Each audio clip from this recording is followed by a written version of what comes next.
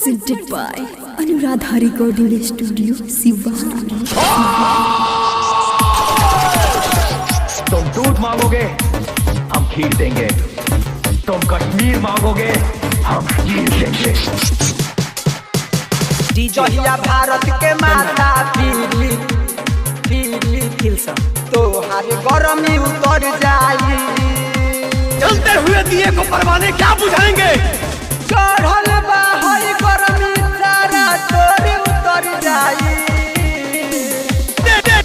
तेरी माँ का चढ़ल बा हई गरमी सारा तोरे उतर जाई, तोरे उतर जाई। जहिया भारत के माथा पीली, जहिया भारत के माथा पीली तो हर गरमी उतर जाई।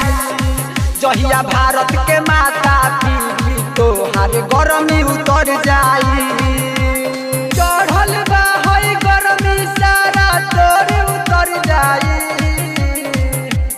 चढ़ल बा हई गरमी सारा तोरे उतर जाई, तोरे उतर जाई। जहिया भारत के माथा पीली, जहिया भारत के माथा पीली तो हर गरमी उतर जाई। जहिया भारत के माथा पीली तो हर गरमी उतर जाई। जहिया भारत के माथा पीली पीली तो हर गरमी उतर जाई। अरे शेर को किसी से डर नहीं होता। बता दो पाकिस्तानियों को कि हम डरते नहीं है बम्बों से, विस्फोटक जल। अब के झंडा तोरा देशवे में फहरी, पुरुआया पछुआ के हवा में लहरी, पुरुआया पछुआ के हवा में लहरी। तेरी माँ का अब के झंडा तोरा देशवे में फहरी, पुरुआया पछुआ के हवा में लहरी। चढ़ल बना सारा सुन तोरे उतर जाई। चढ़ल बना सारा सुन तोरे उतर जाई।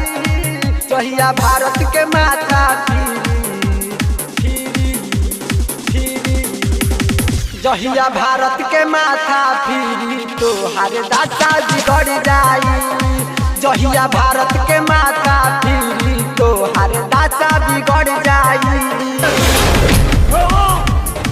हर पाकिस्तानी बोलता है कि जला देंगे। तेरी माँ का चलते हुए दिए को परवाने क्या बुझाएंगे। चीन पाकिस्तान तू का करेला घमंड हो, क्षण भर में तुर दी है मोदी जी उमंग हो। मेरा हिंदुस्तान जिंदाबाद था और रहेगा।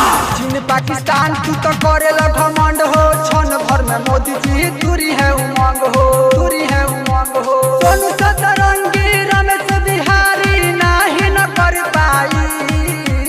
सोनू सतरंगी डीजे बंधन नाही न कर पाई, नाही न कर पाई। जहिया भारत के माथा पीली, जहिया भारत के माथा पीली तो हर गरमी उतर जाई। जहिया भारत के माथा पीली तो हर गरमी उतर जाई। Presented by Anuradha Recording Studio, Sivan.